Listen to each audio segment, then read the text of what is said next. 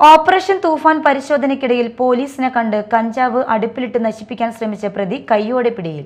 എറിയാട് സ്വദേശി അഫ്സൽ പെപ്പയെയാണ് കൊടുങ്ങല്ലൂർ പോലീസ് ലഹരി വസ്തുക്കളും ഉപയോഗ ഉപകരണങ്ങളുമായി അറസ്റ്റ് ചെയ്തത്. കുട്ടികളെയും യുവാക്കളെയും ലക്ഷ്യമിട്ട് വിൽപ്പനയ്ക്കായി സൂക്ഷിച്ച കഞ്ചാവുമായാണ് എറിയാട് ആറാട്ടുവഴിയിൽ വാടകയ്ക്ക് താമസിച്ചിരുന്ന അഫ്സൽ പെപ്പ എന്ന അഫ്സൽ കൊടുങ്ങല്ലൂർ പോലീസിന്റെ പിടിയിലായത്. തൃശൂർ റൂറൽ പോലീസിന്റെ ഓപ്പറേഷൻ തൂഫാൻ പരിശോധനയുടെ ഭാഗമായി ഇന്നലെ വൈകിട്ടാണ് സംഘം ഇയാളുടെ വാടക വീട്ടിൽ എത്തിയത്. പോലീസിനെ അപ്രതീക്ഷിതമായി കണ്ട പരിഭ്രാന്തിയിൽ കൈവശമുണ്ടായിരുന്ന കഞ്ചാവ് പൊതികൾ പ്രതി അടുപ്പിലിട്ട് നശിപ്പിക്കാൻ ശ്രമിച്ചു. അടുപ്പിൽ തീയില്ലാതിരുന്നെങ്കിലും ചാരത്തിനുള്ളിലുണ്ടായിരുന്ന കനൽ മൂലം പുക ഉയരുകയും കഞ്ചാവ് കരിഞ്ഞ രൂക്ഷഗന്ധം അനുഭവപ്പെടുകയും ചെയ്തു. ഇതോടെ എസ്ഐയും സംഘവും അടുപ്പിൽ നിന്ന് കഞ്ചാവ് പൊതികൾ വീണ്ടെടുത്ത് പ്രതിയെ തൊണ്ടിമുതലുകളോടെ കസ്റ്റഡിയിലെടുക്കുകയായിരുന്നു.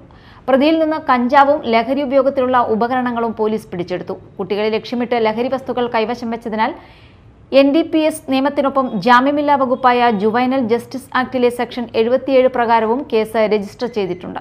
നടപടിക്രമങ്ങൾ പൂർത്തിയാക്കിയ ശേഷം പ്രതിയെ കോടതിയിൽ ഹാജരാക്കും.